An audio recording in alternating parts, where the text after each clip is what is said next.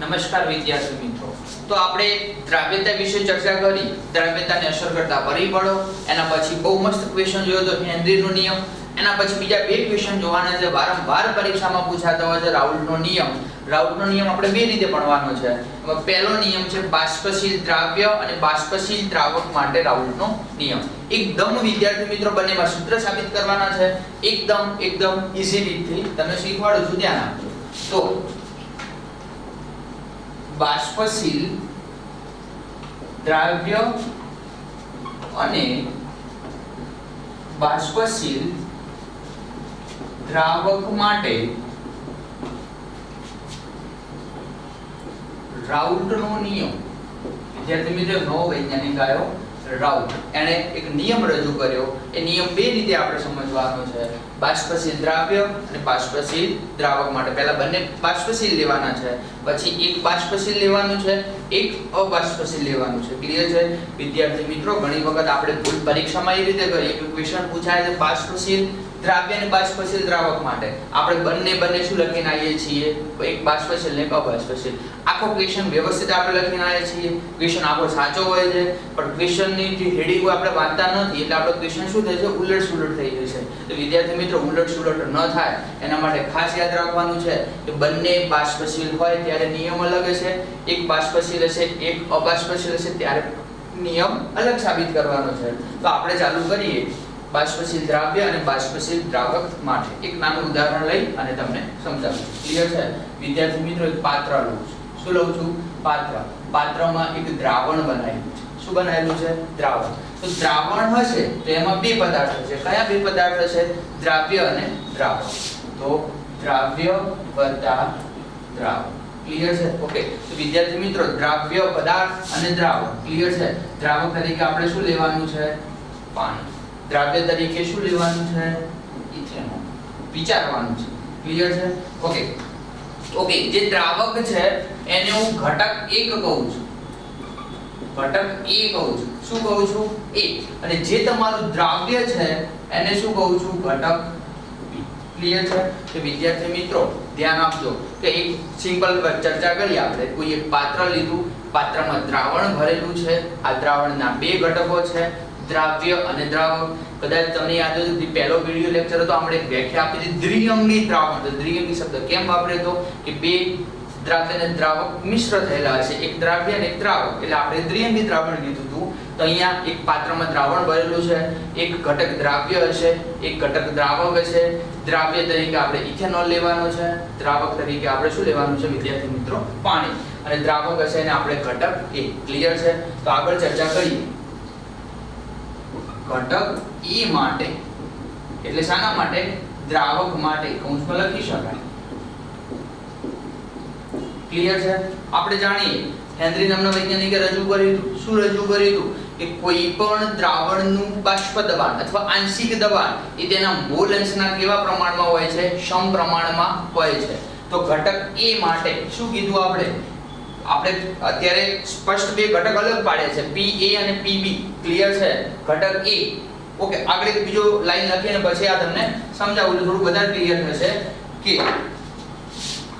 જો ઘટક E નું બાષ્પ દબાણ PE અને મોલ અંશ x. જો ઘટક E નું બાષ્પ દબાણ PE, ઘટક E નામ આપેલું છે P ફોર પ્રેશર, ઘટક E નામ આપેલું છે x ફોર મોલ અંશ. ક્લિયર છે? અને આ જ રીતે ઘટક B નું બાષ્પ દબાણ શું થશે? PB. અને વિદ્યાર્થી મિત્રો મોલ અંશ શું થશે? XB. ક્લિયર છે? ક્લિયર મગજમાં? કે આપણે આગળ સાબિત કર્યું હતું કે P ચલે છે x. ક્લિયર છે? આંશિક દબાણ ચલે છે મોલ અંશ. અને ચલે છે ને દૂર કરવા માટે હેનરીના નિયમમાં આપણે એક અચળાંક મૂક્યો હતો. વિદ્યાર્થી મિત્રો કયો મૂક્યો હતો? KH, જેને આપણે શું કહેતા હતા? હેનરી અચળાંક. તો અહીંયા આપણે હવે આગળ જોઈએ કે ઘટક A માટે. ક્લિયર છે? ઘટક A માટે શું કીધું કે P ચલે છે x, પણ જો ઘટક A લઈએ તો શું આવશે? PA ચલે છે XA તો PA ચલે છે XA ચલે છે ને દૂર કરવા માટે PA is equal to PA0 into x. વિદ્યાર્થી મિત્રો હેનરીના નિયમમાં આપણે એક અચળાંક મૂક્યો તો KH. અહીંયા અચળાંક કયો મૂક્યો છે PA0 અથવા P0A. ક્લિયર છે? બે રીતે વાંચી શકાય છે. PA0 શું દર્શાવે છે? તો વિદ્યાર્થી મિત્રો હંમેશા યાદ રાખવાનું કે આ રીતે કોઈ વસ્તુ દર્શાવેલું હોય ઉપર 0 રીતે તે શુદ્ધ અવસ્થા દર્શાવે છે. શું દર્શાવે છે? શુદ્ધ અવસ્થા. ક્લિયર છે? તો P એટલે શું? દબાણ. E એટલે શું? ઘટક A અને 0 ઉપર દર્શાવેલું છે એનો મતલબ શું થાય? શુદ્ધ. તો આખું ત્રણ શબ્દ ભેગા કરો તો શું થઈ જશે? શુદ્ધ દ્રાવકનું બાષ્પ દબાણ. ક્લિયર છે? આ જ રીતે આપણે એક સૂત્ર સાબિત કર્યું PA P0A XA સમીકરણ નંબર 1. તો વિદ્યાર્થી મિત્રો આવું નવું ઘટક B માટે ઘટક 2 માટે લખી શકાય. હા લખો. ઘટક B માટે શું થશે સૂત્ર? સેમ. અહીંયા આપણે ખાલી A અને A લખ્યો તો ઘટક B હશે તો શું ચેન્જ થશે? તો PB ચલે છે XB. તો વિદ્યાર્થી મિત્રો PB is equal to P0B into XB. Clear છે? સમીકરણ નંબર 2 શું દર્શાવે છે? P0B એ શુદ્ધ દ્રાવ્યનું બાષ્પ દબાણ. ક્લિયર છે? તો વિદ્યાર્થી મિત્રો અહીંયા આપણે શું કીધું કે PA બરાબર P0A. ટૂંકમાં એક વસ્તુ આપણા મગજમાં ક્લિયર હશે તો આપણે સમજી શકશું. શું ક્લિયર કરવાનું છે? P ચલે છે x. પછી ઘટક A હોય, ઘટક B હોય, ઘટક C હોય. પણ અહીંયા આપણે દ્વિઅંગી દ્રાવણ બનાવવાનું છે. માત્ર બે જ ઘટક લીધા છે. કયા બે ઘટક? દ્રાવ્ય અને દ્રાવક. પાણી અને ઇથેનોલ. દ્રાવકને આપણે A કીધું, ઘટક B ને આપણે દ્રાવ્ય કીધું. એના તરીકે આપણે ઇથેનોલ કીધો છે. ઇથેનોલ અને પાણીનું ક્યાંય ઉદાહરણ આપવા નથી પણ આપણે સમજવા માટે આપણે ક્લિયર કર્યું છે.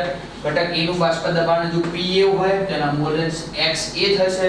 ઘટક B નું બાષ્પ દબાણ PB હોય તો એના મોલેન્સ XB થશે. ઘટક A માટે P ચલે છે x એટલે કે PA ચલે છે x. હકીકતમાં આવું જોઈએ P ચલે છે x પણ ઘટક A માટે હોય તો PA થઈ જાય XA થઈ જાય. ઘટક B માટે હોય તો વિચારી શકાય શું બોલી શકાય?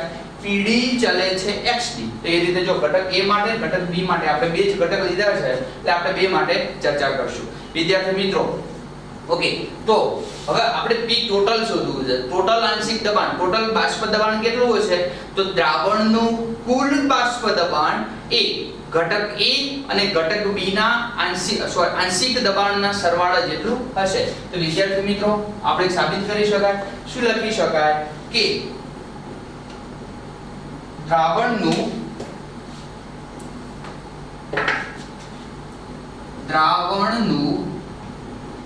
કુલ બાષ્પ દબાણ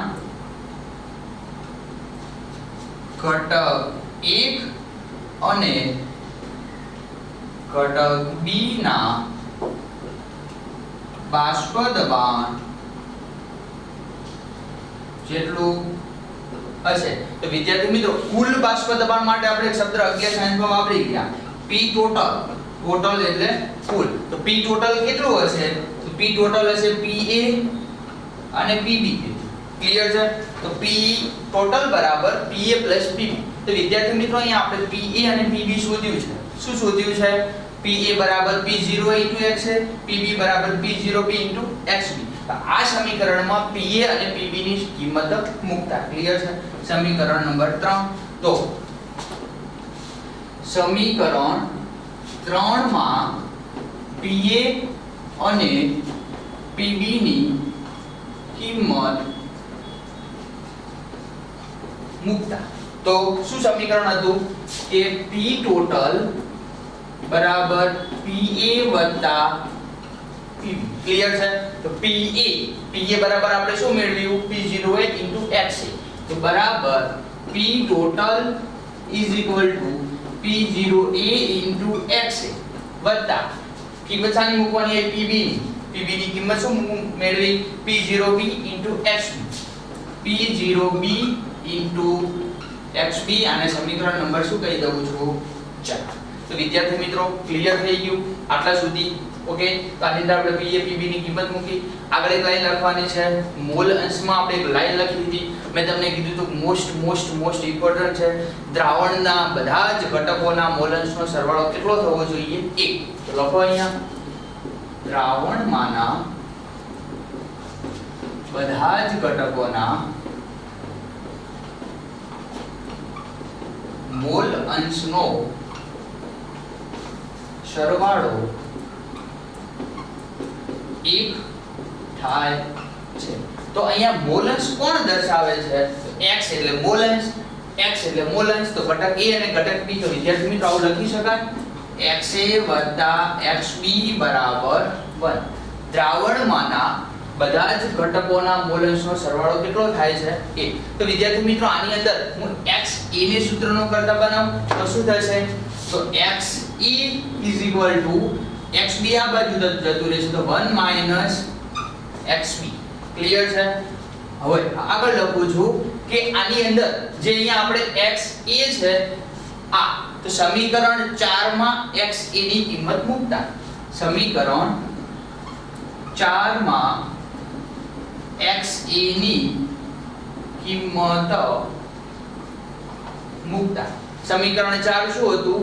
p total p0a xa p0b xb. તો અહીંયા આપણે x a છે, x a ની કિંમત મેળવી 1 xb કિંમત મૂકવાની છે. તો શું થશે આપણું સમીકરણ? p total બરાબર p0a. ક્લિયર છે? ઇન્ટુ x પણ x બરાબર શું મૂકવાનું છે? 1 xb. ક્લિયર છે? ઇનફ આ બધું એનું A plus p0b into xb. Clear છે? વિદ્યાર્થી મિત્રો આગળ સાદું રૂપ આપવાનું છે p0a ઇન્ટુ 1 એટલે શું થઈ જશે? p0a. ક્લિયર છે? વચ્ચે માઈનસ આ બંનેનો ગુણાકાર p0a into xb p0a into xb. Clear છે? બાકીનું પદ એનું એ p0b ઇન્ટુ xb. ક્લિયર છે વિદ્યાર્થી મિત્રો? ઓકે, તો હવે શું કરી શકાય અહીંયા કે બંનેમાંથી એક વસ્તુ કોમન નીકળે છે. શું કોમન નીકળે છે બંને પદમાંથી? xb. શું વિદ્યાર્થી મિત્રો કોમન નીકળે છે? xb. ક્લિયર છે?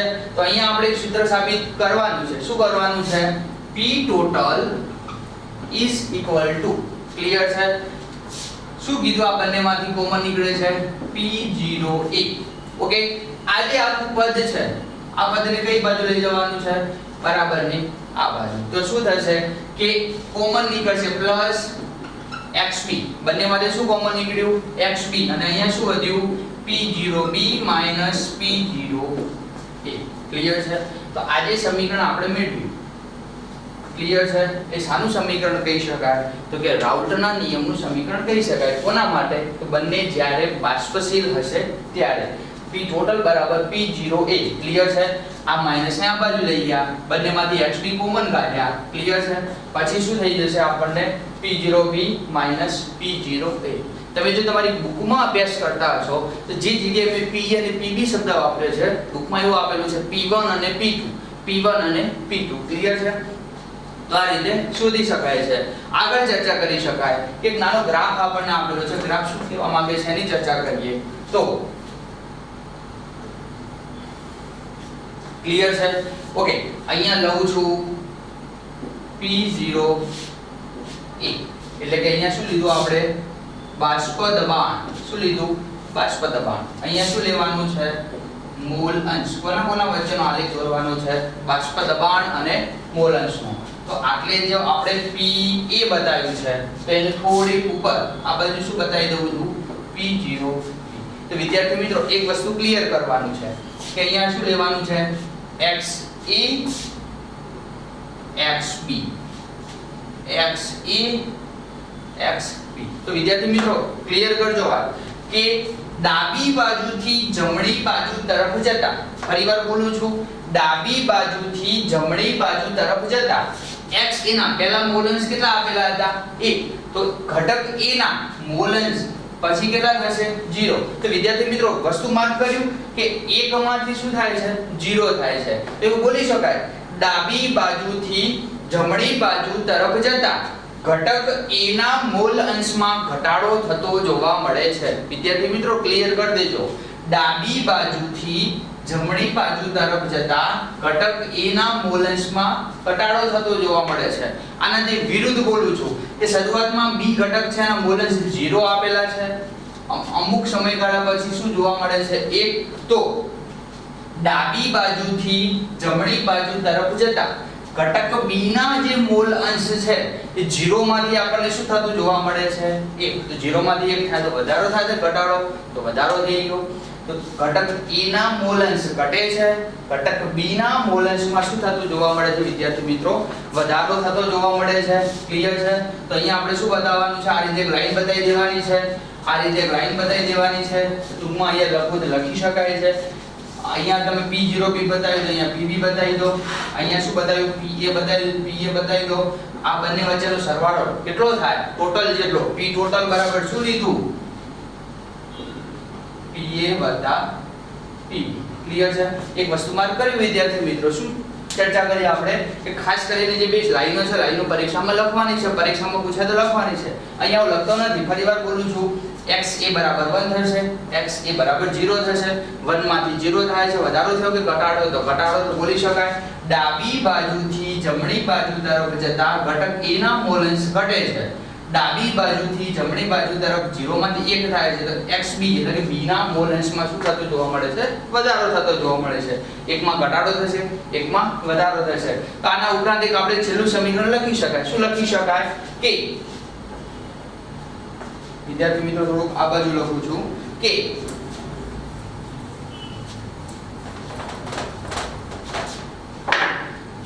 P1 બરાબર y1 into P total. Clear છે? અને P2 y2 into P total. Clear છે? પણ 1 અને 2 નથી બતાવ્યું. આપણે અહીંયા શું બતાવ્યું? શાના સંદર્ભમાં બતાવ્યું છે? E અને B ના. તો એવું લખી શકાય PE YE